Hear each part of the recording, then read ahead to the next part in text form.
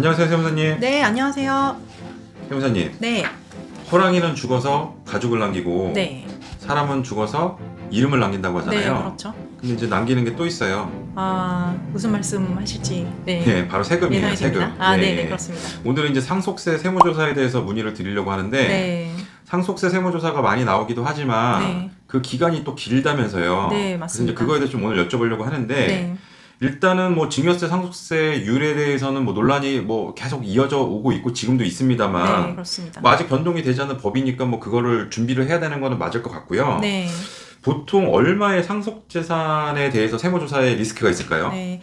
예전에는 세무서 조사, 지방국세청 조사, 뭐 가액이 얼마면 뭐 지방청 조사 대상이다. 이런 부분들이 많이 있었는데요. 사실 요즘은 예전에 비해서 부동산 가액 자체가 많이 상승됐다 보니까 뭐 예를 들어서 서울에 있는 집 한 채, 특히 뭐 강남이나 이런 가액이 좀 높은 지역에 있는 아파트를 한 채만 소유하고 있던 상태에서 돌아가셨다고 하더라도 사실 이 상속 재산 가액이 몇십억 이상도 될 수 있는 상황이 되시는 거죠. 그러다 보니까 가액 자체 기준으로 뭐 얼마 이상은 지방청 이렇게 말씀드리기는 좀 어렵고 재산 사항이나 뭐 사안에 따라서 구분된다고 보시면 좋을 것 같습니다. 예. 그 상속세는 보통 뭐 6개월 안에 납부를 해야 된다고 뭐 다들 알고 계시고요. 네. 증여세는 3개월이잖아요. 네, 그죠? 네, 그렇습니다. 그러면은 이제 6개월이 지났단 말이에요. 네. 6개월이 지나서 납부를 다 했어요. 네. 그럼 상속세 세무조사를 나오는 경우에는 네. 보통 얼마 정도 기간이 있다가 나오나요? 보통은 이제 상속세 신고 기한 그때부터 9개월까지가 결정 기한입니다. 결정 기한이라는 거는 상속세는 정부에서 결정을 해야 되는 세목이기 때문에 그 기간 동안 상속세 신고서 들어온 부분에 대해서 정부가 이제 검토해서 결정을 한다는 거죠. 그러면 돌아가신 날로부터 아까 이제 6개월까지가 상속세 신고 기한이었고 그 기한으로부터 9개월까지가 결정 기한입니다. 그러면 이렇게 결정 기한 내에 국세청에서 검토가 이루어질 것이고 그 이후에 이제 조사 대상자로 선정이 된다거나 아니면 뭐 가세자료 대상자로 선정이 된다거나 그런 식으로 분류가 되게 되는 거기 때문에 사실 이렇게 결정 기한이 끝나고 대개는 뭐 1년 내에 그 기간 내에는 상속세 조사가 이루어지는 경우가 대부분입니다. 그런데 또 이게 딱 이렇게 단정적으로 말씀드릴 수는 없는 게 뭐 세무서나 이런 각각의 상황에 따라서 좀 더 지연될 가능성은 언제든지 있습니다.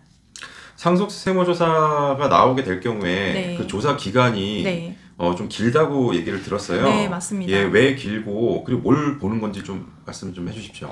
보통은 이제 상속세 조사 같은 경우는 뭐 2개월 그 이상도 될 수가 있는데요. 그러다 보니까 다른 조사에 비해서는 좀 길다는 거죠. 그리고 이 긴 기간 동안 그럼 어떤 거를 검토하느냐, 어떤 걸 조사하느냐 하면 사실 상속세 조사에서 일단은 그 고인이 갖고 계셨던 자산 자체는 모든 거를 이제 다 검토를 한다고 보시면 되고 여기에 더불어서 이제 문제가 많이 되는 부분이 뭐냐면 생전에 살아계실 때 증여했던 자산 그리고 살아있는 동안 처분한 부동산이나 이런 자산들이 있으세요. 그 처분한 자산은 그러면 그 대금을 어디에 사용했는지 이런 부분까지 이제 검토가 이루어지면서 거기에서 이제 문제가 발생되는 경우가 덜어 있는데 왜냐면 사실 돌아가시기 전에 생전에 증여한 자산은 증여를 해준 사람, 증여를 받은 사람만 아는 경우가 있을 수 있다는 거죠.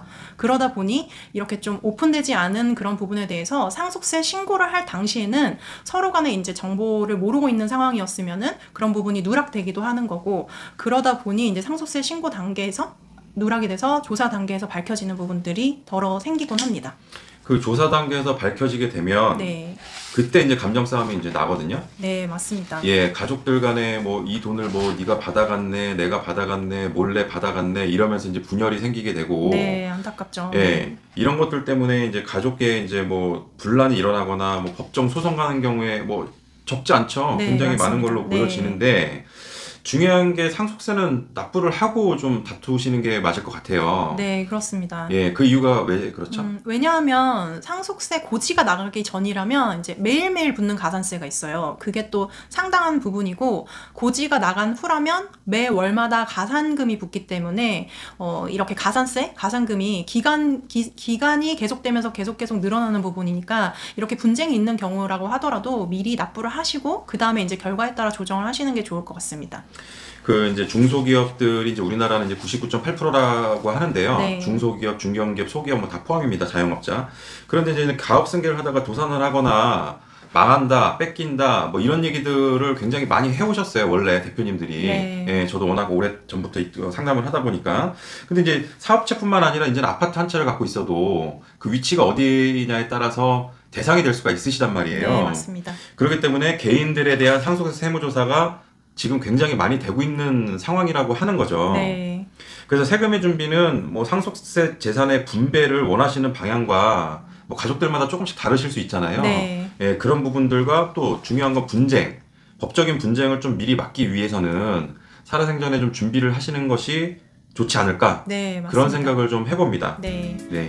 가능하다면 생전에 준비를 하시는 부분이 좋고, 그리고 상속세 신고를 할 당시부터 상속세 조사까지 대비를 해서 신고가 적정히 잘 될 수 있도록 준비하시는 게 중요할 것 같습니다. 네, 세무사님 오늘 말씀 감사드립니다. 네, 감사합니다.